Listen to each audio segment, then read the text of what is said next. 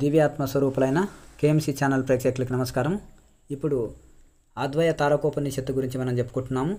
ఈ ఉపనిషత్తు కూడా మనకు మండల బ్రాహ్మణోపనిషత్తులోని ఒక అంతర్భాగమే ఇది అద్వయ తారకోపనిషత్తు. ఇది సూర్యనారాయణుడు యజ్ఞవల్క మహర్షికి చెప్పిన ఉపనిషత్తు. ఇప్పుడు తారకం అంటే ఏంటిది, శాంభవి ముద్ర అంటే ఏంటిది, అలాగే ఇందులో అమనస్క యోగం అంటే ఏంటిది, అంతర్లక్ష్యం బహిర్లక్ష్యము మధ్య లక్ష్యం అంటే ఏంటిది, మరి ఈ యొక్క శాంభవి ముద్ర ద్వారా తారక యోగం ఎలా పొందాలి, ప్రాణాయామ అభ్యాసం వలన జ్యోతి దర్శనం ఎలా పొందాలి అనేది కూడా ఇందులో, అమనస్క యోగం అంటే ఏంటిది, మరి అవధూత స్థితికి కూడా ఎట్లా చేరుకుంటాడు సాధకుడు అనే విషయాలు ఇందులో వస్తాయి. మరి మనము ఆ యొక్క పరిపూర్ణులమైనమా కాలేదా, మరి అయితే దాని లక్షణాలు ఎలా ఉంటాయి, పరిపూర్ణుడు ఎలా ప్రవర్తిస్తాడు, పరిపూర్ణత పొందిన ఋషి ఎలా ప్రవర్తిస్తాడు అనేది వీటి అన్నిటి గురించి ఇందులో వస్తుంది. ఇప్పుడు ఈ యొక్క ఓం అతతో అద్వయ తారకోపనిషదం అయితే ఈ విధంగా వాక్యాసామో యతయే జితేంద్రియ అంటే జితేంద్రియ అయిన వారికే ఇది వర్తిస్తుంది. ఇది ఒకటి ఏంటిదంటే ఈ స్థితి ఇంచుమించు సన్యాసులకి అలాగే అవధూతలకి సంబంధించిన ఈ ఉపనిషత్తు అని ప్రారంభంలోనే చెప్తున్నాడు. ఇప్పుడు అద్వయ తారకోపనిషత్తును వ్యాఖ్యానించబడుతుంది. ఈ ఉపనిషత్తు ఇంద్రియాలని జయించిన వాళ్ళు, సద్గుణ సంపన్నులు అయిన సన్యాసి కోసం చెప్పబడ్డది. సాధకుడు నేను చిత్తు స్వరూపుణ్ణి అంటే ఇప్పుడు కలెక్టర్ అయిన వాళ్లకు కొన్ని ఉంటాయి బాధ్యతలు, చదువుకుని కలెక్టర్ చదవాలనుకున్న వాళ్ళకి ఎడ్యుకేషనే ఉంటుంది. ఈ లోపలనే అహం బ్రహ్మస్మి మేమే దేవుళ్ళము అనుకుంటే అహంకారం వచ్చి కొమ్ములు పెరిగి చెడిపోతారనమాట. ఇది ఆ స్థితిని అందుకున్న వాళ్ళు అనుకుంటే ఏమీ పొరపాటు జరగదు.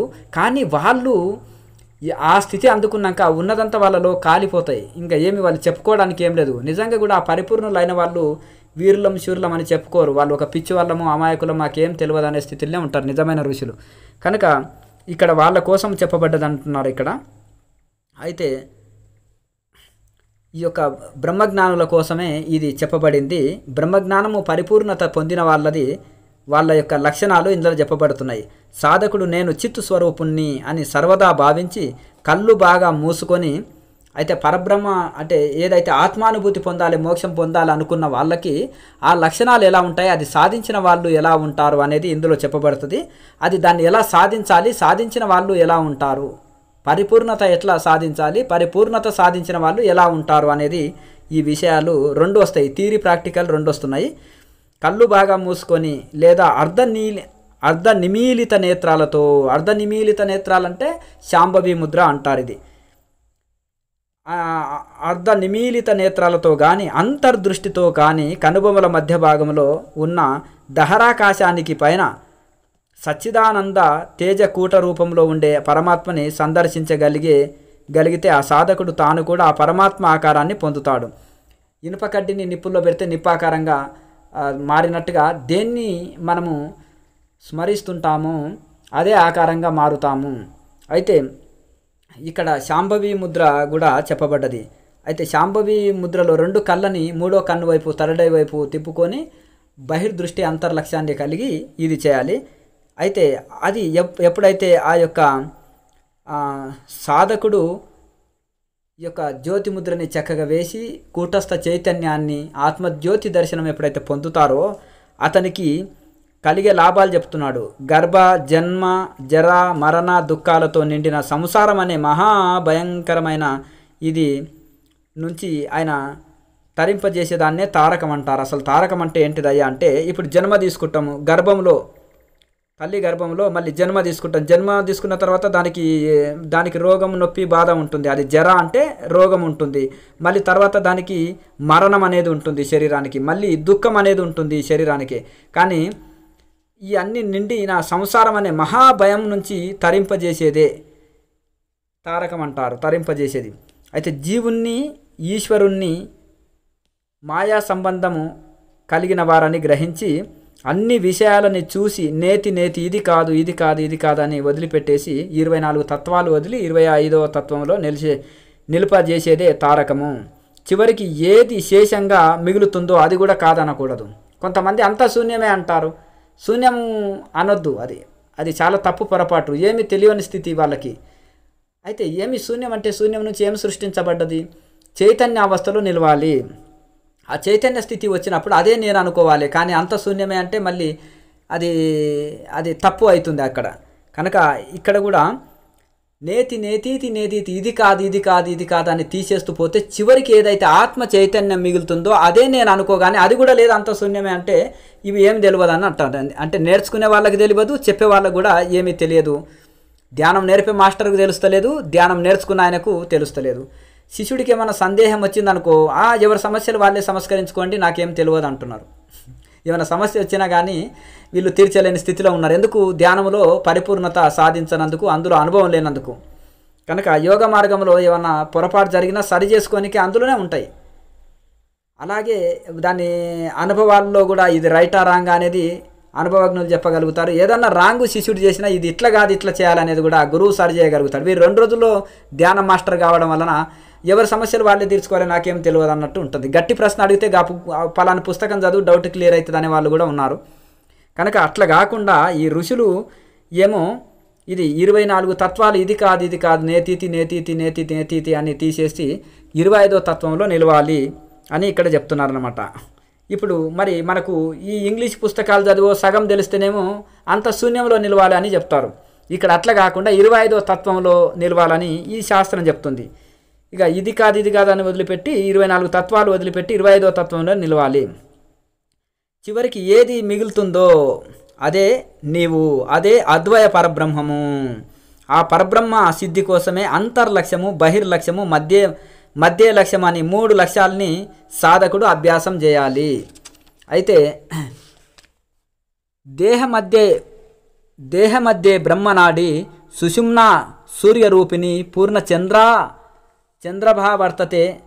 అయితే ఇక్కడ ఈ మంత్ర ప్రకారం ఏం చెప్తున్నారంటే ఉపనిషత్తులో వచ్చేటి మంత్రాలు అంతర్లక్ష్యము, ఇది శరీరం మధ్యలో ఉండే బ్రహ్మనాడి అనగా సుషుమ్న నాడి సూర్య రూపము కలిగి ఉంటుంది, అంటే సూర్యునిలాగా ప్రకాశిస్తూ ఉంటుంది.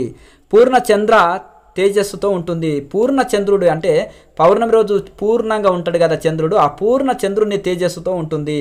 ఈ సుషుమ్న నాడి శరీరంలోని మూలాధారం నుంచి బ్రహ్మరంధ్రం వరకు దాకా ఉంటుంది. దాని మధ్యలో చిన్న రంధ్రం ఉంటుంది, ఒక పైపు లాగా రంధ్రం ఉంటుంది ఆ సుషుమ్న నాడిలో. కోటి మెరుపుల కాంతితో ఉంటుంది. అది తామర పువ్వుని తెంపితే దారాలు వస్తాయి కదా, అట్లా సన్నటి నూలు దారంలాగా అత్యంత సూక్ష్మమైన కుండలిని శక్తి ప్రకాశిస్తూ ఉంటుంది. సాధకుడు ఆ కుండలిని శక్తిని తన మనసుతో తెలుసుకున్నట్లయితే సకల పాపాల నుంచి విముక్తి పొందుతాడు. తన లలాట ప్రదేశంలో అంటే ఇక్కడ ఆగ్నేయ చక్రంలో ఉన్న చంద్రమండలంలో తారక యోగం వల్ల కలిగే నిరంతర అనుభవంతో కుండలిని మహాశక్తి దర్శించగలిగే యోగి సిద్ధుడవుతాడు. సాధకుడు తన చూపుడు వేలితో చెవి రంధ్రాలని గట్టిగా మూసుకొని అతడికి అయితే ఇక్కడ జ్యోతిముద్ర గురించి చెప్తున్నారు. క్రియాయోగంలో చెప్పే జ్యోతిముద్ర ఇప్పుడు 2 బొటనవేళ్లతోటి 2 చెవురంధ్రాలు, 2 చూపుడు వేళ్లతోటి కళ్ళని మూసి ఉంచి, కిండి వేళ్లతోటి పెదవులను మూసి ఉంచి, మధ్య వేళ్లతోటి ముక్కులను మూసి ఉంచి చేస్తామన్నమాట. అట్లా ఈ విధంగా ఇంట్లో ప్రాణాయామ చేయాలన్నమాట జ్యోతిముద్ర వేసి. ఇంట్లో కూడా మనం ఈ యొక్క ప్రాణము అపానములని నిలిపివేసి కేవల కుంభక స్థితిలో నిలవగలగాలి. అంటే కుంభకంలో నిలిచినప్పుడు అందులో మనకు జ్యోతి దర్శనం జరుగుతుంటుంది. ఈ కుంభకం చక్కగా చేస్తే జ్యోతిముద్రలో తర్వాత జ్యోతి దర్శనం నాదబిందు కళలు దర్శించిన తర్వాత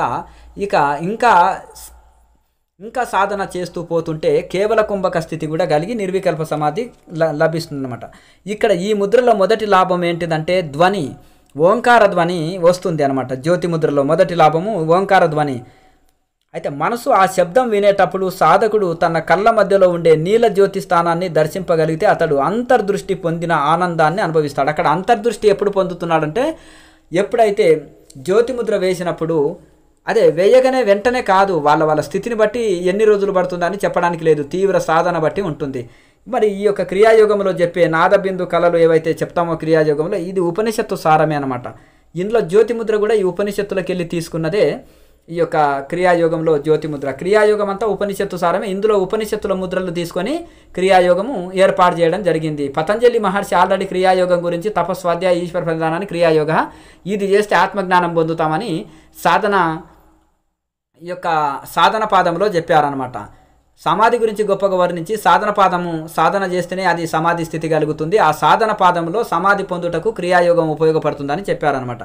ఈ క్రియాయోగం అంతా కూడా ఈ యొక్క ఉపనిషత్తు ముద్రలని ఆధారంగానే ఉంటుంది.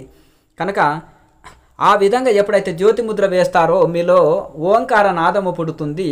ఆ నాదము పుట్టిన వెంటనే ఈ యొక్క నీలిరంగు జ్యోతి ఆజ్ఞచక్రంలో కనిపించి దర్శింపజేస్తుంది. అది అలా కాంతులు పెరుగుతూ పెరుగుతూ రకరకాల కాంతులతో వెదజల్లుతూ ఉంటుంది. అదే బిందు అంటేనేమో లోపల వచ్చే నాదం అన్నమాట. ఆ నాదం లోపల వచ్చేటి నాదాన్నే అదే నాదం అంటారు. అది లోపల వచ్చే ఇప్పుడు జ్యోతిముద్ర వేసినప్పుడు వచ్చే నాదము, తర్వాత జ్యోతిముద్ర లేకున్నా నాదము బిందు కళలు జరుగుతాయి. నాదం వస్తుంటుంది, అలాగే జ్యోతి దర్శనం వస్తుంది. మనం ట్యూబ్ వేసుకుంటాము, ట్యూబ్ వేసుకొని ఈత నేర్చుకున్న తర్వాత, స్విమ్మింగ్ నేర్చుకున్న తర్వాత ట్యూబ్ లేకుండానే ఈదగలుగుతాం. అలాగే ఈ యొక్క జ్యోతిముద్ర లేకుండానే నాద బిందు కళలు వచ్చేస్తాయి అన్నమాట, దర్శనం జరుగుతాయి. అయితే వినగలుగుతాం, నాదముని వినగలుగుతాము, జ్యోతిని దర్శనం చేసుకొనగలుగుతాం. కానీ కొత్త వాళ్ళకి మాత్రము ఈ జ్యోతిముద్ర పర్ఫెక్ట్ వేసి కుంభక స్థితిని ఎక్కువ చేయగలిగితే, ప్రాణాన్ని లోపల బంధించగలిగితే, ఆజ్ఞచక్రంలో బంధించగలిగితే అప్పుడు వాళ్ళకి లోపల మొదట నాదము పుడుతుంది. తర్వాత జ్యోతి నీలిరంగు జ్యోతి దర్శనం వస్తుంది ఆజ్ఞచక్రంలో. అలా జ్యోతి పెరుగుతూ పెరుగుతూ పెరుగుతూ ఇక కాంతులు వెదజల్లుతుంది. దీన్ని అంతర్దృష్టి పొంది ఆనందాన్ని అనుభవిస్తాం. అక్కడ దృష్టి ఏర్పడుతుంది సాధకుడికి, అక్కడ ఎంతో ఆనందాన్ని అనుభవిస్తాడు. ఇదే విధంగా హృదయంలో కూడా జ్యోతిని దర్శించవచ్చును. ఇక్కడ హృదయంలో కూడా జ్యోతిని దర్శించవచ్చును, సహస్రారంలో జ్యోతిని దర్శించవచ్చును, ఆజ్ఞచక్రంలో జ్యోతిని దర్శించవచ్చును. కొత్తలో మాత్రం ఆజ్ఞచక్రమని దర్శించగలుగుతాడు. తర్వాత హృదయంలో హృదయ జ్యోతి అంటారు. ఇక్కడ హృదయ జ్యోతి ఆజ్ఞచక్రంలో థర్డ్ ఐ, మూడో నేత్రము సహస్రారంలో కూడా దర్శనం చేసుకోనగలుగుతాడు. కనుక జ్యోతిని దర్శించవచ్చు. అలా అయితే ఇలా మోక్షము పొందాలనుకునే వారు అంతర్లక్ష్యాన్ని ఉపాసించాలి. వాళ్ళకి ఇంకేది అక్కర్లేదే, కర్మకాండలు అక్కర్లేదు, ఏది అక్కర్లేదు. వాళ్ళకి తీవ్ర ఈ జన్మల్లే మోక్షం కావాలనుకున్న వాళ్ళు ఇవన్నీ పూజలు జప తపాలను తగ్గిస్తూ ధ్యానంలోకి బాగా వెళ్ళి యోగాన్ని అభ్యసిస్తూ, యోగం ద్వారా ధ్యానం నుంచి ఇదే ఎక్కువ ఇదే పెంచుకుంటూ పోతుండాలి. ఇక వాళ్ళకి కర్మకాండలతో అక్కర ఉండదు. కనుక ఇవి మోక్షం పొందాలనుకున్న వాళ్ళకి అంతర్లక్ష్యమే, నిరాకార ధ్యానమే, వేదాంత శాస్త్రమే చదవాలి, యోగాభ్యాసం చేయాలి, నిరాకార ధ్యానాన్ని చేయాలి, అంతర్లక్ష్యాన్ని కలిగి ఉండాలి వాళ్ళు. ఇప్పుడు 1వ తరగతి ప్రాథమిక వాళ్ళకు పురాణాలు, మధ్యవస్థులకు వేదము, ఉత్తములకు వేదాంత విచారణ, యోగాభ్యాసం, ధ్యానాభ్యాసం అన్నమాట. వాళ్ళు దేనికి అవసరం ఉన్న వాళ్ళు అదే అనమాట. సైన్స్ కావాలంటే సైన్స్, మ్యాథమెటిక్స్ కావాలనుకున్న వాళ్ళకు దానికి సంబంధించిందే ఇది చేసుకోవాలి. మోక్షం కావాలనుకున్న వాళ్ళకు ఉపనిషత్తులు, యోగాభ్యాసం, విచారణ, ధ్యానమే కావాలి వాళ్ళకి. అత లక్ష్యాలక్షణం నాసికాగ్రే చతుర్థి. అయితే ఈ మంత్ర ప్రకారం బహిర్లక్ష్యము మానవుడి, అయితే మనిషి యొక్క నాసికాగ్రం అంటే ముక్కు పై భాగంలో 4, 6, 8, 10, 12 అంగుళాల పైన ఆ యొక్క నీలము అంటే నీలం రంగు, అలాగే శ్యామ, ఎరుపు, పసుపు, తెలుపు రంగులతో కూడిన అయితే ఆకాశం వలె ఉంటుంది. దాన్ని దర్శించిన వాడే యోగీశ్వరుడు. సాధకుడు చలన దృష్టితో ఆకాశాన్ని చూసేటప్పుడు అతడికి జ్యోతిర్మయ కిరణాలు కనిపిస్తాయి. అయితే నిశ్చలమైన దృష్టితో చూసినప్పుడు కనిపిస్తాయి. ఈ కిరణాలు చూడడం వలన అతడు యోగి అవుతాడు. తప్త సువర్ణంతో సమానంగా, అంటే బాగా ఈ యొక్క మన అగ్నిలో వేసిన బంగారం ఎట్లా మెరుస్తుంటుందో సమానంగా ప్రకాశించే ఆ జ్యోతిని దర్శించవచ్చును. ఇప్పుడు ఉదయం అరుణోదయ సూర్యుడిలాగా కాంతి పెరుగుతూ మధ్యాహ్న సూర్యుడి వల్ల అదే కిరణాలు చాలా పెరుగుతూ ఉంటాయి. భూమి మీద కానీ దర్శించగలుగుతాడు, అయితే ఎక్కడైనా దర్శించగలుగుతాడు. అలాగే చూసే దృష్టి స్థిరంగా ఉంటుంది. ఆ దృష్టి అనేది స్థిరం అయిపోతుంది. తలకు పైన 12 అంగుళాలలో, ఇప్పుడు తల మీద అంటే ఆజ్ఞచక్రం నుంచి 12 అంగుళాల పైన అంటే సహస్రార చక్రంలో జ్యోతిని దర్శించే వారికి అమృతత్వం సిద్ధిస్తుంది. అలాంటి వారికి ఎక్కడ ఉన్న అంటే ఆకాశ జ్యోతి కనిపిస్తుంది. అయితే ఎవరైతే స్థిరంగా జ్యోతిముద్ర వేసి నిరంతరము సాధన చేయగా చేయగా చేయగా చేయగా కుంభకము సిద్ధి లభిస్తుందో వాళ్ళకి సహస్రార చక్రములో 1000 సూర్యుల తేజస్సుతో కూడిన జ్యోతి దర్శిస్తుంది. ఆ సహస్రారంలో జ్యోతి దర్శించిన వాళ్ళకి అమృతత్వము మోక్షము సిద్ధిస్తుంది. అలాంటి వాళ్ళు ఎక్కడున్నా ఆకాశ జ్యోతిని దర్శిస్తారు. అలా కనిపించే వాళ్ళే నిజమైన యోగి. అత మధ్య లక్షణం. ఇప్పుడు మధ్య లక్ష్యాన్ని చెప్తున్నారనమాట. మధ్యమ లక్షణం సాధకుడు తన శరీరంలో ఎన్నో వర్ణాలతో ఎన్నో రంగులతో కూడిన అఖండ సూర్యమండల అగ్నిజ్వాలల్ని అగ్నిపుంజాలని ఇవన్నీ లేని నిర్మల ఆకాశాన్ని దర్శిస్తాడు. నిర్మలమైన ఆకాశముని దర్శిస్తాడు. ఇప్పుడు మన సూర్యుడు అంటే ఎండ లేకుండా సూర్య కిరణాలు లేకుండా నిర్మల ఆకాశం ఉంటుంది కదా సాయంకాలము, అలా నిర్మల ఆకాశాన్ని దర్శిస్తాడు. తాను కూడా అదే ఆకాశ ఆకారమును పొందుతాడు. ఆ నిర్మల ఆకాశ స్వరూపాన్ని సాధకుడు పొందుతాడు. అదే దృశ్యాన్ని చాలాసార్లు చూడడం వలన తాను నిర్గుణ ఆకాశ స్వరూపుడు అవుతున్నాడు. ఆకాశం అంటే నిర్గుణం, శూన్యతత్వం. అయితే ఆ నిర్గుణ స్వరూపము, శూన్యం అంటే మళ్ళీ అజ్ఞాన స్థితి కాదు, ఇక్కడ నిర్గుణ స్థితి. ఇప్పుడు ఆకాశాన్ని ఏంటిదంటే నిర్గుణ స్థితి తీసుకోవాలి. అయితే నిరాకార స్థితి, ఆకాశాన్ని నిరాకారము నిర్గుణము అంటారు. అక్కడ గుణం లేదు, ఆకారం లేదు, రూపం లేదు. నిర్గుణము గుణం కూడా లేదు. నిరాకారం ఆకారం లేదు. నిర్గుణము గుణం లేదు, ఆకాశానికి రూపం లేదు. నిర్గుణము నిరాకారంగా అవుతున్నాడు. ఆకాశ తత్వాన్ని ధ్యానించి ఆకాశ స్వరూపుడు అవుతున్నాడు. అతడే దూరంగా నక్షత్రాల్లో ప్రకాశించేది గాఢంధకారంగా ఉన్నది అయిన పరమాకాశంలాగా అవుతాడు. అలాగే కాలాగ్నితో సమానమైన ప్రకాశించే మహాకాశం అవుతాడు. అన్నిటికంటే గొప్పది పరమ ప్రకాశమైనది అయిన తత్వాకాశం కూడా తానే అవుతాడు. చివరగా 1,000,000 సూర్యుల కాంతితో వెలుగొందే సూర్యాకాశంగా మారుతాడు. ఈ విధంగా సాధకుడు బాహ్యంగా అంతరంగా ఉన్న లోపల బయట ఉన్న ఆకాశంలో 5 రకాల ఆకాశాలని దర్శించగలుగుతాడు. మొదటిది నిర్మల ఆకాశము, రెండవది నిర్గుణ ఆకాశము, మూడవది పరమాకాశము, నాలుగవది మహా ఆకాశము, ఐదవది తత్వాకాశము దర్శించగలుగుతాడు. దీన్నే తారక లక్ష్యం అంటారు. ఇదే లక్ష్య యోగ సాధన అంటే దీన్నే తారక లక్ష్యం అంటారు. ఈ తారక లక్ష్యాన్ని దర్శించిన వాడు మోక్షాన్ని పొంది సాక్షాత్తు ఆ ఆకాశంతో సమానమవుతాడు. కనుక ఈ తారక లక్ష్యమే మధ్యమ లక్ష్యము. ఇదే సాధకుడికి అమనస్క యోగ ఫలాన్నిచ్చే లక్ష్యంగా ఉంటుంది. ఈ తారక యోగమే 3 లక్ష్యాలు, అంతర్లక్ష్యం, బహిర్లక్ష్యము, మధ్య లక్షణం అని 3 లక్ష్యాలుగా మారుతుంది. ఈ లక్ష్య యోగమే మనిషిని అమనస్క స్థితికి, మనసు లేని స్థితికి తీసుకొని వెళ్తుంది. ప్రారంభంలోనే ఈ లక్ష్య సాధన చేస్తాడు. తర్వాత ఈ మనసుని లయం చేసి తురియ స్థితికి తీసుకెళ్ళి మనోలయం చేసేసి అమనస్కాన్ని, మనసు లేని స్థితి, అమనస్కం అంటే మనసు లేని స్థితిని అమనస్క స్థితికి తీసుకెళ్తుంది ఈ తారక యోగము, ఈ లక్ష్య యోగము. తత్తారకం ద్వివిధం, పూర్వార్థం తారకం, అయితే ముత్తరార్థ అమనస్కం. అయితే ఈ తారకం 2 రకాలుగా ఉంటుంది. ఒకటి పూర్వార్థము. ఈ తారకం అనేది 2 విధాలు. ఒకటి పూర్వ భాగము తారకము, అది ఉత్తర భాగ తారకం అని అంటారు. పూర్వ భాగ తారకాన్ని ఈ యొక్క సాకార ధ్యానం అంటారు. ఉత్తర భాగ తారకాన్ని అమనస్కము అంటారు, అంటే నిరాకార తారకం అంటారు. ఈ తారకము నేత్ర తారకాలుగా కనుగుడ్లు, ఈ నేత్రం అంటే కళ్ళతో కూడిన తారకము అని 2 భాగాలు అంటారు. వీటిలో చంద్ర సూర్యుల ప్రతిబింబాలు ఉంటాయి. కళ్ళలో చంద్రుడు సూర్యుడు అనే 2 ప్రతిబింబాలు ఉంటాయి. అందుకే వాటిలో చంద్ర సూర్యుల దర్శనం కలుగుతుంది.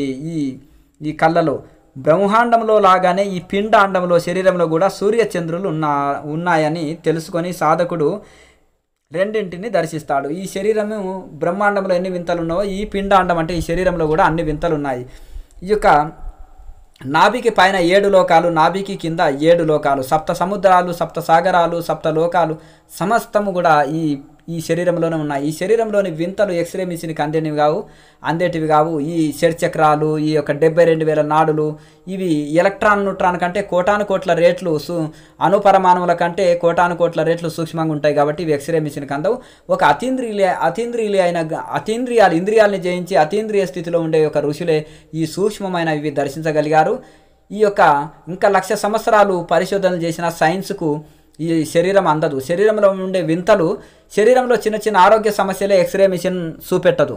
అది దానికి అందనంత సూక్ష్మంగా ఉంటుంది కాబట్టి నార్మల్ అని వస్తుంటుంది. కనుక ఈ యొక్క ఇంకా 1,00,000 సంవత్సరాలు సైన్స్ డెవలప్ అయినా కానీ శరీరంలో తత్వాల్ని పూర్తిగా తెలుసుకోలేము. అది ఒక ఆధ్యాత్మికంలోనే సాధ్యమవుతుంది. ఒక ఋషే కనుగొనగలుగుతాడు. ఎందుకంటే ఎలక్ట్రాన్ న్యూట్రాన్ వరకే సైన్స్లో కనుగొనగలుగుతారు. అంతకంటే సూక్ష్మ విషయాలు ఆధ్యాత్మికంలో తెలుసుకోగలుగుతారు. అయితే ఎక్కడ సైన్స్ ఎండ్ అవుతుందో అక్కడ ఆధ్యాత్మికం ప్రారంభమవుతుంది. ఎందుకంటే సైన్స్ను క్రాస్ చేసి యోగి జీవిస్తాడు. గుండె శ్వాస నాడి కొట్టుకోకుండా జీవిస్తాడు. అన్నం నీళ్ళు తీసుకోకుండా జీవిస్తాడు. పంచభూతాలు లేకున్నా కూడా జీవించగలుగుతాడు యోగి. కనుక ఆ విధంగా సైన్స్ని క్రాస్ చేసి చూపిస్తాడు యోగి. అయితే ఈ విధంగా శరీరంలో కూడా సూర్యచంద్ర మండలాలు ఉన్నాయి. ఈ రెండింటిని దర్శిస్తాడు. ఈ రెండింటిని సమైక్య దృష్టితో చూసి బ్రహ్మాండ పిండాండంలో ఉన్న సూర్యచంద్రులని ఒక్కరేనని భావించి ధ్యానం చేయాలి. ఈ బ్రహ్మాండంలో కనిపించే సూర్యచంద్రులు, ఈ పిండాండం అంటే శరీరంలో కనిపించే సూర్యచంద్రులు ఒక్కటే అని ధ్యానం చేయాలన్నమాట. ఈ విధంగా మనసులో ఏకత్వాన్ని భావించి ఒకటే, రెండోది ద్వితీయం భయానకం, రెండోది ఉందంటే భయం కలిగిస్తుంది. అంత ఏకతా ధ్యానం, ఏకత్వాన్ని అంత ఒకటే, ప్రపంచంలో బ్రహ్మాండంలో ఉండేదే పిండాండంలో ఉంది అనుకొని ఏకత్వంగా భావించి ఈ యొక్క బయట కనిపించే సూర్యచంద్రులే ఈ శరీరంలో కూడా ఉన్నారని భావించి ఏకత్వాన్ని భావించి ధ్యానం చేయాలి. ధ్యానం చేయకపోతే ఆ సాధకుడి అంతర ప్రవృత్తికి అవకాశం ఉండదు.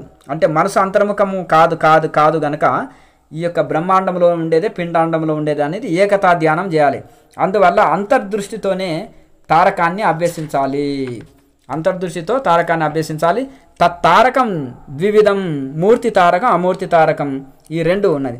అలాగే మూర్తి తారకం అంటేనేమో సాకార ధ్యానము, అమూర్తి తారకం అంటేనేమో అమనస్క యోగం, మనసు లయమైన స్థితి, నిరాకార ధ్యానం అన్నమాట. అయితే ఆ తారకాన్నే మూర్తి తారకం అని అమూర్తి తారకం రెండు విధాలు చెప్తారు కదా. ఏది ఇంద్రియాంతంగా ఉంటుందో అది మూర్తి తారకం, ఏది భ్రూమధ్య అతీతమో అది అమూర్తి తారకం. ఒకటి ఇంద్రియాలతో చేసేదేమో మూర్తి తారకము, అయితే భ్రూమధ్యంలో మధ్యాతీతము, అది భ్రూమధ్యానికి అతీత స్థితిలో ఉంటుందో అది అమూర్తి తారకము, అది నిరాకారం అన్నమాట. ఎక్కడైనా సరే అంతర్పదార్థాన్ని విమర్శించుకోవాలంటే దానికి అభ్యాసం కావాలి. లోపల ఉండే పరమాత్మను అనుభూతి చేసుకోవాలంటే అభ్యాసం కూసు విద్య. ప్రతిరోజు ప్రాక్టీస్, ఎవ్రీడే ప్రాక్టీస్, ప్రతిరోజు సాధన చేయాలన్నమాట. తారకం వల్ల దానికి పైనున్న సత్వదృష్టి కలుగుతుంది. దానివల్ల మనసులో కూడా అంతర్ముఖ దృష్టి వల్ల సాధకుడికి సచ్చిదానంద స్వరూపమైన బ్రహ్మంని అనుభవంలోకి వస్తుంది. మొదలు మనసు అంతర్ముఖమైతేనే ఏదైనా తెలుసుకోగలుగుతాము. ఈ అంతర్ముఖాన్ని మనము ఈ యొక్క అమూర్తి తారకం ద్వారా అంటే నిరాకార ధ్యానం వలన మనసుని ప్రతిరోజు అంతర్ముఖం, అంతర్దృష్టి, అంతర్లక్ష్యము, అంతర్దృష్టి ద్వారా నిరంతరం సాధన చేయగా అప్పుడు ఈ యొక్క ప్రాణాయామం వలన మనసు అంతర్ముఖమై అంతర్దృష్టి ఏర్పడి మనం నిరంతర సాధన చేయడం వలన మనోలయం జరుగుతుంది. అయితే అంతర్దృష్టి వల్లనే సచ్చిదానంద స్వరూపమైన బ్రహ్మని తెలుసుకుంటాము. అందువల్ల శుక్ల తేజోమయమైన ఆ బ్రహ్మముని సాధకుడు గ్రహిస్తాడు. ఇక్కడ బ్రహ్మం అంటే బ్రహ్మదేవుడు కాదు, ఇక్కడ ఆత్మ, పరబ్రహ్మ స్వరూపము, త్రిమూర్తులకు అవతల ఉండే ఆత్మస్వరూపాన్ని, పరమాత్మ స్వరూపాన్ని ఇక్కడ పరబ్రహ్మ అంటారు వేదాంత శాస్త్రంలో. యోగ శాస్త్రంలో వేదాంతం వస్తుంది, వేదాంతంలో యోగం వస్తుంది. యోగం అనేది ప్రాక్టికల్, వేదాంతం అనేది థియరీ. ఆ యొక్క వేదాంతం అనే థియరీ అనుభవంలోకి రావాలంటే యోగం అనే ప్రాక్టికల్ చేయాలి. కనుక ఈ యొక్క వేదాంతం, యోగం అనేది రెండు సమన్వయ గ్రంథాలు, రెండు ఒకదానికొకటి మేలు చేసే గ్రంథాలు. యోగ వేదాంతం అంటారు, యోగ వేదాంతాచార్య అంటారు సాధువులు. యోగము వేదాంతాన్ని చదివితే యోగ వేదాంతాచార్య అంటారు. ఇక్కడ యోగము వేదాంతం రెండు కలిపే వస్తున్నాయి ఈ యోగోపనిషత్తుల్లో. కొన్ని వేదాంత ఉపనిషత్తులు అని ఉంటాయి, అందులో యోగం రాదు, కానీ కేవలం నువ్వు పరబ్రహ్మ స్వరూపమే అయి ఉన్నావు అని చెప్తాయి అంతే. ఆ యోగం చేయకపోతే మళ్ళీ లాభం లేదు. అందుకనే కేవలం వేదాంతం చదివిన వాళ్ళకు అహంకారం వస్తుంది. కేవలం యోగ చేసిన వాళ్ళకు కూడా విచారణ కూడా ఉండాలి వాళ్ళకు. కనుక యోగము వేదాంతము రెండు ఉండాలి మనిషికి. కనుక అనుష్ఠాన వేదాంతం అంటే, అనుష్ఠానం అంటే ధ్యాన సాధన, యోగ ధ్యాన సాధన అనుష్ఠానాన్ని అంటారు. వేదాంతం అంటేనేమో పరబ్రహ్మ గురించి తెలుసుకుంటాం, ఆత్మ పరమాత్మల జ్ఞానాన్ని వేదాంతం చెప్తుంది. కనుక వివేకానంద స్వామి అనుష్ఠాన వేదాంతం అంటారు. అంటే యోగ ధ్యానంతో కూడుకున్న వేదాంతం ఉండాలి. ఊరికే వాచా వేదాంతం, వాకుతో పలికే వేదాంతంతో ఏమి లాభం లేదు. అన్నం అంటే ఔషధం పోదు, ఆకలి రోగం మన ఔషధం అంటే రోగం పోదు. కనుక ఔషధాన్ని సేవిస్తే రోగం పోతుంది, అన్నం తింటే ఆకలి పోతున్నట్టుగా యోగ వేదాంతాలు అనేది రెండు ఉండాలి మనిషికి. ఆ పరబ్రహ్మం అనేది సాధకుడికి మనోనేత్రంతో అంతర్దృష్టి వల్ల మాత్రమే తెలియబడుతుంది. అంతర్దృష్టి వల్లనే మనం పరమాత్మను అనుభూతి చేసుకుంటాము, బహిర్దృష్టితోటి కాదు. అంతర్దృష్టి, మన కళ్ళు బయటికి చూస్తున్నాయి, బయటికి చూసినంత వరకు పరబ్రహ్మని దర్శించము. అలాగే ఈ కళ్ళని లోపలికి తిప్పుకొని, రెండు కళ్ళని మూడో నేత్రం మీద పెట్టుకొని లోపలికి తిప్పి తదేకంగా ధ్యానం చేస్తుంటే అంతర్దృష్టి కలిగి అంతర్దృష్టితోటే పరమాత్మని అనుభూతి చేసుకోగలుగుతాం. అది ధ్యానం వల్లనే సాధ్యమవుతుంది. ఆ ధ్యానము యోగం వల్లనే మనోలయం జరుగుతుంది. ఆ మనోలయం జరిగినప్పుడే ధ్యానం చక్కగా కుదురుతుంది. కనుక ఇవి ఒకటిదానికొకటి సమన్వయపరుస్తాయి, ఒకదానికొకటి తోడుపడుతుంది అనమాట. యోగానికి ధ్యానము, ధ్యానానికి యోగము ఒకదానికొకటి తోడుపడుతుంది. ఈ రెండింటికి మళ్ళీ వేదాంతం తోడ్పడుతుంది. కనుక ఇవి అన్నీ ఆచరిస్తేనే పరిపూర్ణం అంటారు. ఒక్క అవయవం తక్కువ ఉన్న వికలాంగుడు అంటారు. పరిపూర్ణ అవయవాలు, అన్ని అవయవాలు ఉంటే పరిపూర్ణుడు అంటారు. అంతర్దృష్టి వల్ల మాత్రమే ఇది పరమాత్మని అనుభూతి పొందుతాము. ఈ విధంగా దహరాకారాదులైన ఆకాశ పంచకం అంటే 5 ఆకాశాలు ఉంటాయి. అది మూర్తి తారకం మనోనేత్రం ద్వారానే తెలియదగింది. మూర్తి తారకాన్ని మనం మనసు ద్వారా కానీ కళ్ళ ద్వారా కానీ తెలుసుకుంటాం. ఇది మన మూర్తి తారకాన్ని. ఇక రూపగ్రహణం ఉంటే ప్రయోజనం. మనసు నేత్రాల కళ్ళకి ఆధీనమయ్యింది కనుక కళ్ళకి ఆధీనమైంది మనసు అనమాట. కనుక బాహ్యలోక ఈ ప్రపంచంలో బయట కనిపించే ఈ ప్రపంచం లాగానే అంతరంలో కూడా ఇంకొక ప్రపంచం ఉంటుంది. అంతరంలో లోపల కూడా మానవుడికి ఆత్మ, మనసు, నేత్రాల సంయోగం వల్లనే రూపగ్రహణం కలుగుతుంది. ఈ యొక్క మానవుడికి ఆత్మని ఎట్లా అనుభూతి చెందగలుగుతామంటే ఈ నేత్రాలు, మనసు ఇవన్నీ లయమైనప్పుడే ఆత్మని అనుభూతి పొందగలుగుతాం. అందువలన మనసుతో కూడిన అంతర్దృష్టి, మనసు సహకరిస్తేనే కదా అంతర్దృష్టి కావాలి. మనసు సహకరించకపోతే అంతర్దృష్టి కాలేము, ఆత్మానుభూతి పొందలేము. కనుక ఈ మనసు మనకు సహకరించాలి. అంతర్దృష్టి మనసు ఉంటుంది కదా, ఈ మనసు సహకరించాలి. మన దృష్టి కూడా బయటికి చూసే చూపుని లోపలికి తిప్పుకోవాలి. ఆ చూపుని బయటికి చూసే దృష్టిని లోపలి దృష్టి పెట్టుకోవాలి. ఆజ్ఞాచక్రంలో తరుడైలో ఆ దృష్టిని అక్కడ నిలుపుకోవాలి. మన మనసుని దృష్టి అనేది చాలా ముఖ్యము సాధనలో. ఈ బయటి చూపుని, బయటి దృష్టిని అంతర్దృష్టిగా మార్చుకోవాలి. ఆ మనసు కూడా బయటికి పరిగెత్తే మనసుని లోపలికి తిప్పుకొని ఆజ్ఞాచక్రంలో స్థిరంగా నిలుపుకోవాలి. అందుకనే మనసు దృష్టి అనేది సాధనకు చాలా ఉపయోగపడుతుంది. బహిర్ముఖమైన మనసుని దృష్టిని అంతర్ముఖంగా మార్చుకోవాలన్నమాట. అందుకనే లాయరి మాస జీపు ఉల్టా, శ్వాస ఉల్టా, దృష్టి ఉల్టా అంటాడు. అది ఉల్టా ఏంటిదంటే మనం బయటి చూపు చూస్తున్నాం కాబట్టి లోపలి చూపు కలిగి ఉండాలి, లోపలికి మలుపుకోవాలి. దృష్టి ఉల్టా. జీపు ఉల్టా అంటే నాలుక బయటికి వెళ్తూ ఉంటుంది కాబట్టి దాన్ని లోపలికి తిప్పుకోవాలి. కేచర ముద్రలో లోపలికి తిప్పుకుంటాం నాలుకని. కనుక దానికి అనడం తినడం 2 ఉంటాయి నాలుకకు. ఈ అనడం తినడం 2 కంట్రోల్ అవుతాయి. కనుక ఈ నాలుకని లోపలికి తిప్పుకోవాలి. శ్వాస ఉల్టా, మనం శ్వాస అధోముఖంగా వదులుతున్నాం, దాన్ని అంతర్ముఖం చేసి దాన్ని ఊర్ధ్వముఖంగా మలపాలి ఆ శ్వాసని. కనుక జీబు ఉల్టా, దృష్టి ఉల్టా, శ్వాస ఉల్టా అంటారు. కనుక ఈ యొక్క శ్వాసని ఉల్టా, దృష్టి ఉల్టా, అలాగే నాలుకని ఉల్టా తిప్పుకోవాలంట. అందుకని ఈ యొక్క క్రియాయోగంలో ఇవి చెప్పబడతాయి. కనుక ఇక్కడ కూడా చెప్తున్నా అంటే మన మనసుని దృష్టి అనేది సాధనలో చాలా ముఖ్యము. ధ్యానంలో ఎట్లయినా కూర్చోవచ్చు, ఎక్కడైనా ఉండొచ్చు, ఎక్కడైనా ఆలోచనలు చేయొచ్చు. మనసు ద్వారా గత జన్మలు చూసుకున్నట్టుగా, లేకపోతే మనము శరీరం నుంచి ఆత్మ రిలీజ్ అయినట్టు ఊహించుకోండి, గత జన్మలు చూపించినట్టు ఊహించుకోండి. లేకపోతే ఊహాగానాలకు తావు లేదు ఇక్కడ. ఈ ఊహలు చేయొద్దు మనసు ద్వారా. లేకపోతే చెవుల ద్వారా సంగీతం వింటూ అది ధ్యానం అంటాము. మనసు ద్వారా ఊహలు, శరీరం నుంచి రిలీజ్ అయినాను, గత జన్మలు చూసుకుంటున్నాను, ఓహో మీ బాడీ నుంచి సోల్ని రిలీజ్ చేయండి, ఆకాశంలోకి వెళుతుంది. మీరు గతంలో మీ పితృలోకంలో, దేవతల్లో పితృలోకంలో ఆ పితృలని చూస్తారు, గత జన్మల్ని చూసుకుంటారు. ఇది మనసుతో ఊహాగానాల్లో సంచరించేది కాదు. ఇది ఇక్కడ మనసుని దృష్టిని అంతర్ముఖం చేయాలి. ఊహలు చేయొద్దు. దాంతో ఊహలు అంటే పగటి కళలు అవుతుంది. ఈ ధ్యానంగా బదులు ఇది పగటి కళలు అంటుంటారు చాలామంది. అలా పగటి కళలు కనకూడదు. కనుక మనసుని దృష్టిని అంతర్ముఖం చేసుకోమని మనకు చెప్తున్నారు ఇక్కడ.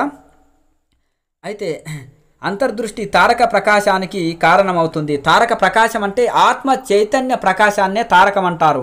ఆ తారకాన్ని దర్శిస్తే తరింపజేస్తుంది కనుక అది తారకం అంటారు. అది దర్శించుకున్నవాడు తరిస్తాడు కనుక దాన్నే తారకం అంటారు. కనుక ఆ తారక ప్రకాశానికి కారణమవుతుంది అంతర్దృష్టి మనము ఇదనమాట. కనుక ఈ అంతర్దృష్టి ఎప్పుడైతే ఉంటుందో మన మనసు దృష్టి అంతర్ముఖమైనప్పుడు అప్పుడే తారక ప్రకాశాన్ని దర్శనం చేసుకోగలుగుతాం. అంటే ఆత్మ ప్రకాశాన్ని దర్శనం చేసుకుంటాం. ఇక్కడ తారకమన్నా ఆత్మవన్నా ఒకటే, ఆత్మ ప్రకాశమన్నా తారక ప్రకాశమన్నా ఒకటే. ఇక పదాలు కొత్త కొత్తవి వాడతారు, ఇందులో కన్ఫ్యూజ్ కావాల్సిన అవసరం లేదు. భగవద్గీతలో ఎన్నో పదాల విన్యాసం ఉంటుంది, రకరకాలుగా ఒకే పదాన్ని రకరకాలుగా వినియోగిస్తారు. పద ప్రయోగం అంటారు దాన్ని. అట్లా యోగి, సన్యాసి, గుణాతీతుడు, స్థితప్రజ్ఞుడు, గుణాతీతుడు, ఓహో ఎన్ని పదాలు వాడాడు. ఒకటే బ్రహ్మజ్ఞాని కోసము అన్ని పదాలు వాడారు. ఈ స్థితి ఒక్కటే, ఒకరి గురించి చెప్పింది అది కనుక. అయితే ఈ యొక్క తారక ప్రకాశం అన్న ఆత్మ ప్రకాశం అన్న ఒకటే. ఈ అంతర్దృష్టి మనసుని అంతర్ముఖము, దృష్టిని అంతర్ముఖం తిప్పుకుంటే మనం ఆత్మ ప్రకాశాన్ని, తారక ప్రకాశాన్ని దర్శనం చేసుకోగలుగుతాం. ఇది సిద్ధించాలంటే భ్రూమధ్యంలో తన దృష్టిని నిలపాలి, ఆజ్ఞాచక్రంలో మనసుని స్థిరంగా నిలపాలి. దీనివల్ల సాధకుడికి పైన తేజస్సు కనిపిస్తుంది. ఎప్పుడు ఈ జ్యోతిముద్ర వేసి ప్రాణాన్ని బంధించగలిగితే జ్యోతి దర్శనం పొందుతారు. తర్వాత ఈ యొక్క ముద్రలు వేయకుండా కూడా దృష్టిని ఆజ్ఞాచక్రంలో కూటస్థంలో నిలిపినంత మాత్రాన్నే జ్యోతి దర్శనం జరుగుతుందని ఇక్కడ చెప్పడం జరుగుతుంది. అలాగే మనసుతో కూడిన తారకాన్ని చక్కగా కలిపి ప్రయత్నంతో సావధానంగా తన రెండు కనుబొమ్మల్ని కొంచెం పైకి ఎత్తాలి. దీన్ని పూర్వభాగ తారక యోగం అంటారు. ఈ తారక యోగం సిద్ధించటం వలన సాధకుడికి ఉన్మనీ భావం కలుగుతుంది. ఇక్కడ శాంభవి ముద్ర కలిపిండు, రెండు చెప్పడం జరిగింది. రెండు కళ్ళని తిప్పుకొని మూడో కన్ను వైపు మలుపుకొని సగం తెరిచి సగం మూసి, కళ్ళని సగం తెరిచి సగం మూసి ఉంచి బయటి చూపు ఉండి లోపలి దృష్టి కలిగి ఉండి బహిర్దృష్టి అంతర్లక్ష్యం కలిగి ఉండి చేయాలన్నమాట. దీనివల్ల నా సాధకుడికి ఉన్మని అవస్థ అంటే మనసుని దాటుకున్న స్థితి, మనసుని దాటుకున్న అవస్థ కలుగుతుంది అని చెప్పడం జరుగుతుంది. ఉత్తరం త్వమూర్తిమ దమనస్కమి ఉచ్యతే తాలుమూలోర్ధ్వభాగే మహాన్ జ్యోతి మహాయుకో వర్తతే. అయితే ఇక్కడ తారకంలో ఉత్తర భాగాన్ని అమూర్తము అమనస్క యోగము అంటారు. ఈ నోటి తాలుమూల భాగంలో యొక్క పై భాగంలో జ్యోతిస్కరణం ఉంటుంది. ఆ జ్యోతిర్మండలము యోగుల చేత ధ్యానించదగింది. ఆ జ్యోతిని ధ్యానించడం వల్ల సాధకుడికి అనిమాది అష్టసిద్ధులు కలుగుతాయి. అంతర్బాహ్య లక్ష్యాలు కలిగిన దృష్టితో కళ్ళు మూయటం తెరవటం కాకుండా ఉంటే దాన్ని శాంభవి ముద్ర అంటారు. కంటిరెప్పలు ఆడించకుండా కంటిరెప్పలు అలాగే నిలిచి అర్ధం ఉన్మీలిత నేత్రాలతో ఉంటే సగము తెరిచి సగం మూసి బహిర్దృష్టి కలిగి అంతర్లక్ష్యం కలిగి ఉంటే బయటి చూపు కనిపిస్తుంది, కానీ లక్ష్యం మాత్రం లోపలికి ఉంటుంది, దృష్టి మాత్రం లోపలికి ఉంటుంది. కనురెప్పలు కొట్టకుండా అలాగే కనురెప్పలు ఆడించకుండా అలాగే ఆగిపోతే దాన్ని శాంభవి ముద్ర అంటారు. ఈ శాంభవి ముద్రను అభ్యసించిన యోగికి ఏ ప్రదేశంలో నివసిస్తే అది పవిత్రమవుతుంది. ఆ యోగి చూపుతోనే సకల లోకాలు పావనమవుతాయి. ఈ శాంభవి ముద్ర సిద్ధించిన వారిని పూజించిన వాళ్ళకు కూడా ఎంతో పుణ్యపదం, వాళ్ళకు కూడా ముక్తి లభిస్తుంది. అంతర్లక్ష్య జలజ్యోతి స్వరూపం భవతి. అయితే ఈ అమనస్క యోగంలోని అమనస్క స్థితి కలుగుతుంది శాంభవి ముద్రతో అంటున్నారు. ప్రాణాయామ శాంభవి ముద్రతో అమనస్కము కలుగుతుంది. ఈ అమనస్క యోగం అంటే మనసు లయమైన స్థితి, మనసు లేని స్థితి. ఈ అమనస్క యోగంలోని అంతర్లక్ష్యము జలజ్యోతి స్వరూపం ఉంటుంది. పరమ గురువు ఉపదేశము, ఆ పరమ గురువు, ఆ సద్గురువు, బ్రహ్మజ్ఞాని, తత్వదర్శి అయిన ఆ బ్రహ్మజ్ఞాని అయిన గురువు ఉపదేశంతో సహస్ర దళ కమలంలో ఉన్న జలజ్యోతిని కానీ, లేదా బుద్ధి గుహలో ఉన్న చిత్ జ్యోతిని కానీ, లేదా షోడశాంతం అంటే 16 కళలతో ఉన్న శాంతంతో ఉన్న తురీయ చైతన్యాన్ని కానీ సాధకుడు అంతర్లక్ష్యం అవుతుంది. ఇక్కడ 3 చెప్పారు. ఒకటి సహస్రారంలో ఉండే జలజ్యోతి, అలా చిత్ జ్యోతి అంటే అగ్నిలాక మండే, చిత్ అంటే అగ్నిలాక మండే జ్యోతి ఏమో ఆగ్నేయచక్రంలో ఉంటుంది. జలజ్యోతి అంటే అక్కడ చంద్రుడు ఉంటాడు సహస్రారంలో, అక్కడ అమృతాన్ని సహస్రారంలో నుంచి అమృతం గొంతులోకి జారుతుంది కేచరి ముద్రలో యోగికి. దీన్ని సహస్రారంలో జలజ్యోతి అంటారు. అందుకనే సహస్రారంలో జలజ్యోతి ఉంటుంది. చిత్ అంటే అగ్ని అనమాట. అగ్ని లాంటిది మండుతున్న జ్యోతి ఎక్కడ ఆగ్నేయచక్రంలో ఉంటుంది. అలాగే చైతన్య జ్యోతి, ఈ యొక్క తురీయ స్థితిలో ఈ అన్ని దాటుకున్న తర్వాత చైతన్య స్థితిలో తురియమేమో చైతన్యంగా సాధకుడు. అయితే షోడశ కళలు అంటే 16 కళలతో వెలుగుతున్న తురియ చైతన్యము, చైతన్య స్థితిలో ఉండే తురియము సాధకుడికి అంతర్లక్ష్యం అవుతుంది. ఇవన్నీ కూడా అంతర్లక్ష్యము అంటే లోపలి లక్ష్యం అన్నమాట. ఇవన్నీ కూడా బయటి లక్షణాలు కావు. ఇవి లక్ష్యము కాదు, బయటి లక్ష్యం కాదు, ఇది అంతర్లక్ష్యము.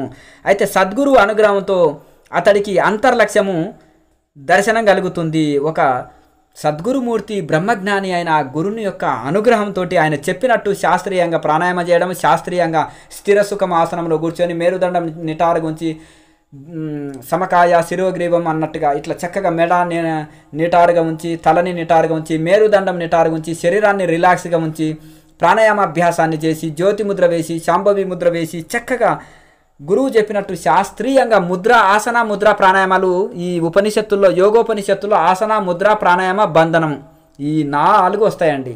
క్రియాయోగంని దీన్నే ఏం చేశారంటే సింపుల్ మోడిఫై చేసి సింపుల్గా అందించారనమాట ఈ ఉపనిషత్తు సారమైన క్రియాయోగాన్ని. కనుక ఆసన ముద్ర ప్రాణాయామ ఏది అక్కర్లేదు, ఊరికే గోడ కానీ కుర్చీ కానీ కూర్చోండి, హాయిగా మ్యూజిక్ పెట్టుకోండి, నిద్రపోండి, అదే సమాధి అంటే. మరి ఇక మనము వీళ్ళు ఎంత జ్ఞానులో దీన్ని బట్టి అర్థం చేసుకుంటారు. జ్ఞానులా అజ్ఞానులా, లేకపోతే వీళ్ళు మరి చదువుకున్నారా గొర్రెలు కాసే వల్ల అర్థం చేసుకోవచ్చు.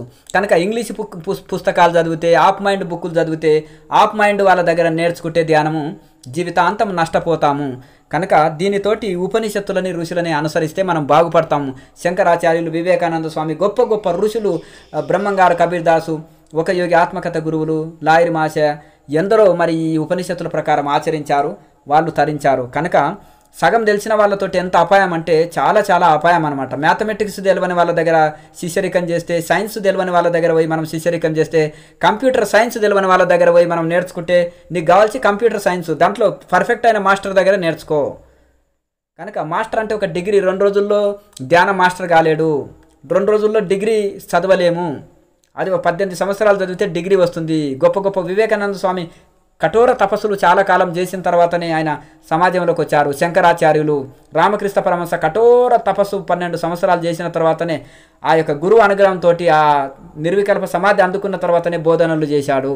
కనుక దీన్ని బట్టి మరి రమణ మహర్షుల వారు 17 సంవత్సరాలు కఠోర తపస్సు చేసి ఆత్మానుభూతి పొందిన తర్వాతనే అప్పుడు ఆయన బోధనలు ప్రారంభించారు. ఈ 2 రోజుల్లో గురూజీలు అవుతారు, ధ్యానం మాస్టర్స్ అవుతారు. మరి వాళ్ళు చెడింది కాక లోకాన్నంతా చెడిపి పడేస్తారు. తా చెడిన కోతి వనమెల్ల జెర్చెను. మరి శిష్యుడికి ఏమైనా సమస్య వచ్చినా కానీ ఎవరి సమస్యలు వాడే పరిష్కరించుకోవాలంటారు. ఎందుకంటే వాళ్ళకు పరిష్కరించే చేత కాదు అది. ఎందుకు నిద్రని సమాధి అనుకుంటారు కదా, వాళ్ళ శరీరమే రోగాల పుట్ట ఉంటుంది, ఇతరుల రోగాలు ఎలా తగ్గిస్తాడు. ఎందుకంటే ఇప్పుడు మన ఒక పేషెంట్ని ట్రీట్మెంట్ చేయలేడు. ఎందుకయ్యా ఒక ప్రశ్న అడిగితే ఆ పుస్తకంలో చదివి సందేహం తొలగించుకో అంటున్నాడు, డైరెక్ట్ చెప్పలేకపోతున్నాడు అంటే ఇంక అంతవరకే తెలుసు. 2 రోజుల ధ్యానం కదా అది. నిద్రపోవడం నేర్చుకున్నాడు, అందరికీ నిద్రపోవడమే నేర్పించాడు. కనుక ఆన్సర్ చేయలేడు. ఒక ఋషి దగ్గరికి వెళ్ళి ఏ ప్రశ్న వేసినా టక్కున చెప్పగలుగుతాడు. ఏమన్నా ధ్యానం తప్పుదారిలో పోయినా దాన్ని సరి చేయగలుగుతాడు ఋషి. ఇప్పుడు రామకృష్ణ పరమహంస ఉన్నాడు ఎగ్జాంపుల్. ఆయన 12 సంవత్సరాలు తపస్సు చేసి కూడా నిర్వికల్ప సమాధిలోకి వెళ్ళలేకపోతున్నాడు. ఆయన ఇట్లా ధ్యానంలో కూర్చోగానే అమ్మవారు కూటస్థంలో ఆజ్ఞాచక్రంలో దర్శనమిస్తుంది. అమ్మ అమ్మ అమ్మ అమ్మ అని ఇలా పడిపోతున్నాడు. ఒరే నాయన, నీ అమ్మని కూడా దర్శనం లయం చేసేసి, ఆ అమ్మవారు కూడా మాయనే, కాళీ కూడా మాయనే, తెరే కాళీకో లయ కరో, తెరే కాలిని కూడా నీ యొక్క కాలిని కూడా లయం చేసి వేయి. సాకారంలో చూస్తున్నావు, ఎంతకాలం ఇంకా సాకారంలో ఉంటావని మందలిచి గాజు పెంక తీసుకొని కూటస్థంలో నొక్కి పట్టి, ఎట్లా ఉంది అంటే నొప్పి వస్తుంది, రక్తం గారుతుంటుంది, నొప్పి వస్తుంది, ఆ నొప్పి మీదనే దృష్టి పెట్టు అని అప్పుడు అమ్మవారి ఆ యొక్క రూపం అనేది లయం అయిపోయి సమాధి స్థితి అందుకొని 4 రోజులు ఉంటాడు. సమాధి స్థితి కలిగినంత వరకు 10-12 గంటలే కూర్చోగలుగుతారు, అంతకంటే ఎక్కువ కూర్చోలేరు. సమాధి స్థితి కలిగింది కాబట్టి 24 అవర్స్ 4 రోజులు 4 డేస్ ఆయన అలాగే కూర్చొని పోయారు రామకృష్ణ పరమహంస. లాయర్ మాషే 10 రోజులు పగలు రాత్రులు 10 డేస్ అట్లాగే కూర్చొని పోయాడు సమాధిలో. ఇది సమాధి స్థితి. అది కర్మలు లేవు అక్కడ సమాధి స్థితిలో. ఇక మిగతా దాంట్లోనేమో తిండి, నిద్ర, కాలకృత్యాలు తీర్చుకోవడం, కర్మలు బయటికి తీసుకొస్తాయి. అక్కడ కాలకృత్యాలు లేవు, గుండె, శ్వాస, నాడి అన్నీ ఆగిపోతాయి. కాలకృత్యాలు తీర్చుకోవడం అనేది ఉండదు, తిండి నిద్ర అనేది ఉండదు.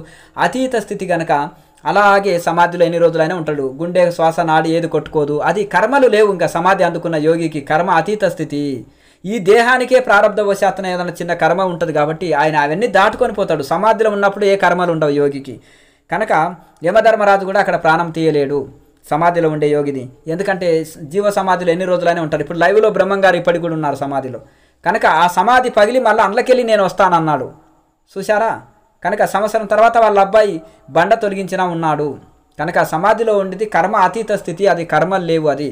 కనుక ఒక ముచికుందుడు చూడండి, యుగ యుగాలు ఉంటాడు చూడండి, కృష్ణ పరమాత్మ ఆయన వెనక దాచుకున్నప్పుడు ఆయన ఏం చేస్తున్నాడు, దొంగ ధ్యానం చేస్తున్నావా కృష్ణ అని కాలుతో తన్నుతాడు జరాసంధుడు. ఆయన మూడో కన్ను తెరిచే వరకు భస్మం అయిపోతాడు. ఎందుకంటే ఆ ఋషి మరి అన్ని యుగాల వరకు ఆయన తపస్సులో యోగ నిద్రలో ఉన్నాడని అర్థం. యోగ నిద్ర అన్న సమాధి అన్న ఒకటే. ఈ రెండింటికి తేడా తెలియక మామూలు నిద్రని యోగ నిద్ర అంటున్నారు, మామూలు నిద్రని సమాధి అంటున్నారు. దీనికి తేడా తెలియదు పాపం. అది కర్మాతీత స్థితి. ఒక 10 రోజులు ఆ ధ్యానంలో ఉండి చూపిస్తే అది సమాధి అని మేము కూడా ఒప్పుకుంటాం. 10 రోజులు ఉండలేరు కదా, పోనీ ఒక 24 అవర్స్ కూడా ఉండలేరు కదా. నిద్రలో ఎవరైనా 24 అవర్స్ ఉండగలుగుతారా? కనుక అయ్యే కదలొద్దు, శరీరం కదలొద్దు, ఇది ఉండొద్దు, ఏమి ఇట్లా కదలకుండా కూడా ఉండగలగాలి. కనుక ఎప్పుడైతే గుండె శ్వాస నాడి, మీకు ఇంకా డౌట్ ఉంటే గుండె శ్వాస నాడి చెక్ చేయమని చెప్పండి ధ్యానంలో ఉన్నప్పుడు. అవి కొట్టుకోకపోతే మీరు నిజంగా సమాధిలో ఉన్నట్టు, లేదంటే నిద్రలోకి వెళ్ళినట్టు గుర్తు. కనుక ఆ తేడా ఎవరికి వాళ్ళు తెలుసుకోండి. ఋషులు పుస్తకాల్లో అన్ని రాసి పెట్టారు, చెప్పారు. దాన్ని ఒక తపస్సు చేసిన వాళ్ళే దాన్ని అర్థం చేసుకోగలుగుతారు. కనుక ఇప్పుడు సమాధి అంటే ఏంటిది లాయర్ మాసే చెప్పి పెట్టారు. గుండె శ్వాస నాడి ఉండదు అక్కడ. అప్పుడు అవి కొట్టుకోకపోతే మీరు సమాధి అని మీరు ఒక నిర్ణయానికి రండి. ఈ లోపల ఊరికే గురకబెట్టి నిద్రబొట్టి సమాధి అనుకోకుంటే చెడిపోతారని చెప్పారు ఋషులు, ఆల్రెడీ చెప్పారు. ఈ నిద్ర అనేది యోగానికి విఘ్నం కలిగించేది. యోగా ధ్యానంలో నిద్రపోయేటోళ్ళు ఈ యొక్క యోగ విఘ్నం అందుకున్న వాళ్ళు, వీళ్ళు యోగ భ్రష్టులు అని చెప్పారు. ధ్యానంలో ఎవరైతే నిద్రపోతారో వాళ్ళు యోగ భ్రష్టులు. వాళ్ళు యోగ విఘ్నాలు వచ్చినట్టు వాళ్ళకి. ఆ నిద్రను జయించడం కోసం ప్రాణాయామంలో పట్టు సాధించాలి. అప్పుడు నిద్రలోకి రారు, జారుకోరు. అయితే ఇక్కడ సహస్రారములో జలజ్యోతిని ఆయన దర్శనం చేసుకోనగలుగుతాడు. ఆగ్నేయ చక్రములో అగ్ని జ్యోతిని, చిత్ జ్యోతి అంటే అగ్నిమయ జ్యోతిని దర్శనం చేసుకుంటాడు.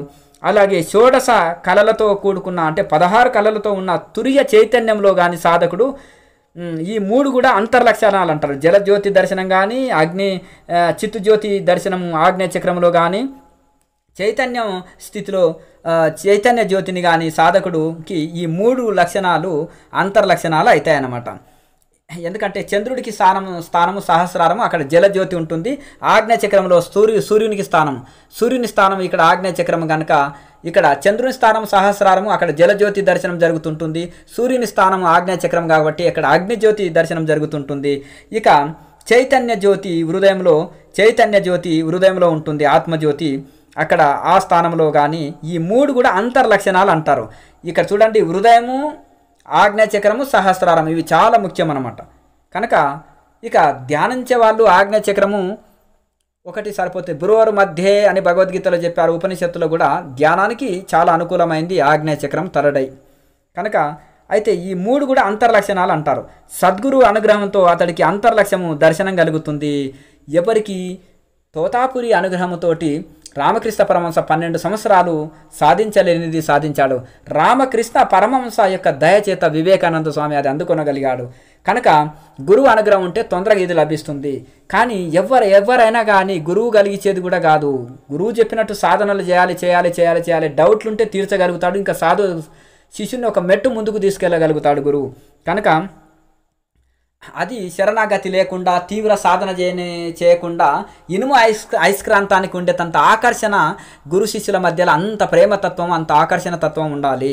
అలాగే శరణాగతి, దైవం ఎందు గురువు ఎందు శరణాగతి ఉండాలి. గురువు చెప్పినట్టు ఆహార నియమాలు, యమ నియమాలు చక్కగా పాటించే ఆహార నియమాలు, యోగాభ్యాసము, ధ్యానాభ్యాసము, ఈ యొక్క అద్భుతమైన సాధన, తీవ్ర వైరాగ్యము, తీవ్ర సాధన శిష్యుడు చేసి ఉండాలి. చేసినప్పుడే అప్పుడు ఆ ఫలితం పొందగలుగుతాడు. కనుక అట్టి ఆ గురువు అనుగ్రహంతో అంతర్లక్ష్యము దర్శనం కలుగుతుంది. వేదవేత్త అయినవాడు, పరమ భక్తుడైనవాడు, మాత్సర్యం లేనివాడు, యోగ అనుష్ఠానం కలిగిన వాడు అంటే యోగ సాధన తీవ్రంగా చేసేవాడు, శుచి గలవాడు, శుచి శుభ్రం అంటే లోపల హృదయాన్ని శుద్ధి పెట్టుకుంటాడు, బయట శరీరాన్ని శుద్ధి పెట్టుకుంటాడు.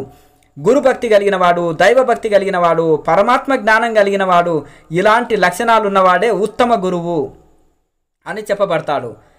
ఊకే అరిషడ్ వర్గాలు ఉండి, విషయ వాసనలు ఉండి, భోగి అయ్యి ఏదో గురువు అని మహర్షి బ్రహ్మర్షి అని పెట్టుకొని, ఇక లేకపోతే ధ్యానం మాస్టర్ అని పెట్టుకొని, యోగా గురూజీ అని పెట్టుకొని, లేదంటే సన్యాసి అని పెట్టుకొని, బ్రహ్మజ్ఞాని అని పెట్టుకొని, ఇక ఏదో రకరకాల అవధూతాన్ని తన పేరుకు తను అవధూతాన్ని తగిలించుకొని తన పేరుకు ముందు అవధూతాన్ని తగిలించుకున్న వీళ్ళు బ్రహ్మజ్ఞానులు కాలేరు.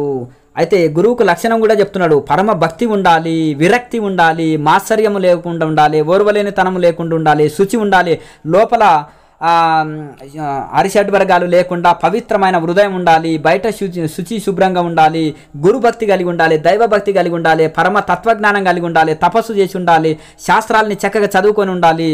ఇవన్నీ లక్షణాలు ఉన్న వాళ్ళే గురువు. కానీ ఏదో 4 పుస్తకాలు చదివో, లేకపోతే ఇక్కడక్కడ 2 ముక్కలు నేర్చుకోనో, లేకపోతే 2 రోజులు ధ్యానం చేసి మాస్టర్ అయిన వాళ్ళు కారు. అయితే గు అంటే అంధకారము, రు అంటే అది పోగొట్టేది. అంటే ఈ యొక్క రు అంటే అగ్ని, రు అంటే జ్ఞానము, గు అంటే అజ్ఞానము, రు అంటే జ్ఞానము. ఎట్లా అజ్ఞానాన్ని పోగొట్టేవాడే గురువు. ఇలా శిష్యుడి అంధకారాన్ని అజ్ఞానాన్ని పోగొట్టేవాడే నిజమైన గురువు. శిష్యుడు అమావాస్య, గురువు పున్నమి. ఈ పున్నం ద్వారా అమావాస్య, శిష్యుడు రాత్రి, గురువు సూర్యుడు రాగానే అంధకారం పోతుంది. కనుక ఈ యొక్క గురువు ద్వారా శిష్యుడి అంధకారము తొలగింపబడుతుంది. ఆయనే పరా విద్య, గురువే పరమ ఆశ్రయము, గురువే పరాకాష్ట, గురువే పరమ పదము. మంచిని ఉపదేశించేవాడు గనక గురువే గొప్పవాడు. ఎవడు గురు స్తోత్రాన్ని ఒక్కసారి పఠిస్తాడో అలాంటి వాడు సంసార నివృత్తి జరుగుతుంది. అతడు ఎన్నో జన్మల నుంచి చేసిన పాపాలు నశిస్తాయి, అతడు కోరిన కోరికలన్నీ నెరవేరుతాయి, సకల పురుషార్థాలు సిద్ధిస్తాయి అని ఇది ఉపనిషత్తు. ఇది ఓం ఉపనిషత్తు. ఇట్లా ఉపనిషత్తు చెప్తుంది. కనుక గురువు గురించి శంకరాచార్య అందుకనే గొప్ప స్తోత్రాలు చేశాడు. దైవం గురించి, భగవంతుడి గురించి ఎన్నో స్తోత్రాలు చేశాడు. అలాగే వేదాంతం గురించి చేశాడు, యోగ శాస్త్రాల గురించి చేశారు. సర్వము తెలిసిన వాళ్ళు పరిపూర్ణులయ్యి ఉంటారన్నమాట. సగం తెలిసిన వాళ్ళకి అహంకారం, కానీ సర్వం తెలిసిన వాళ్ళకు నిరహంకార స్థితిలో ఉంటారు. కనుక ఈ యొక్క గురువు లక్షణం ఏంటిది, ప్రాణాయామం ఏంటిది, తారకం ఏంటిది, కూటస్థ చైతన్యం ఏంటిది, శాంభవి ముద్ర ఏంటిది, అలాగే అంతర్లక్ష్యం ఏంటి, బహిర్లక్ష్యం ఏంటి, మధ్య లక్ష్యం ఏంటిది, ఇవన్నీ అమానసిక యోగం అంటే ఏంటిది చక్కగా ఈ ఉపనిషత్తులో వివరించారు. ఈ శాస్త్రాన్ని చక్కగా తెలుసుకోవాలి. తర్వాత శాస్త్రం అంటే ఉపనిషత్తులను చక్కగా తెలుసుకొని మళ్ళీ తపస్సు చేసి స్వయం అనుభవం పొందిన వాళ్ళే వీళ్ళు గురువుకు అర్హులు, ఇతరులకు బోధించుటకు అర్హులు. పేషెంట్ ట్రీట్మెంట్ చేసుకోలేడు, బ్రహ్మజ్ఞానే ఇంకొక అజ్ఞానికి బోధించగలుగుతాడు. కనుక బ్రహ్మజ్ఞానులు మౌనం కదా ఉండేదంటే మరి అజ్ఞాని బోధించుకుంటాడా? డాక్టర్ సైలెంట్గా ఉండాలి కదా అంటే మరి పేషెంట్ ట్రీట్మెంట్ చేసుకుంటాడా? ఒక డాక్టరే కదా పేషెంట్కు ట్రీట్మెంట్ చేసేది, అలాగే ఒక బ్రహ్మజ్ఞానే కదా అజ్ఞానులను ఉద్ధరించేది, ఒక జ్యోతి ద్వారానే కదా వేల జ్యోతులు వెలిగించేది. కనుక ఈ విధంగా మరి వీటి గురించి అంత వివరణ తెలుసుకున్నారు. ఉపనిషత్తుల ప్రకారమే ఈ ప్రపంచంలో ఉండే ఋషులంతా ఆచరించి తరించారు. కనుక మనం కూడా వాళ్ళని అనుసరించి ఈ ప్రకారంగా వెళ్ళాలి. సగం తెలిసిన వాళ్ళని అనుసరించొద్దు, వాళ్ళది ప్రమాణంగా తీసుకోవద్దు. ఉపనిషత్తులనే ప్రమాణంగా తీసుకోవాలి. హెలికాప్టర్ ఎక్కి రాస్తే నక్ష పర్ఫెక్ట్ ఉంటుంది, నడువులో ఉండి రాస్తే పర్ఫెక్ట్ ఉండదు.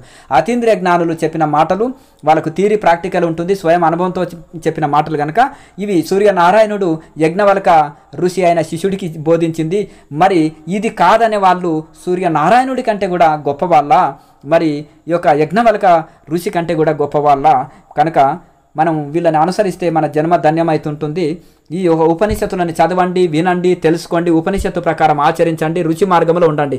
ఈ క్రియాయోగం అనేది కూడా ఉపనిషత్తు ప్రకారమే ఉంటుంది. ఇప్పుడు ఇంట్లో జ్యోతి ముద్ర వచ్చే, శాంభవి ముద్ర వచ్చే, ప్రాణాయామం వచ్చే, ఇవంతా క్రియాయోగంలో ఈ ఉపనిషత్తులకి వెళ్ళి తీసుకొని క్రియాయోగం తయారు చేశారు. పతంజలి మహర్షి కూడా తపస్వాధ్యాయ ఈశ్వర ప్రధానాన్ని క్రియాయోగ, వేదాంత విచారణ, ఆత్మ ధ్యానము, ప్రాణాయామాభ్యాసము ఇదంతా క్రియాయోగం అన్నారు. ఇందులోకి వెళ్ళి తీసుకొని తయారు చేశారు మనకు.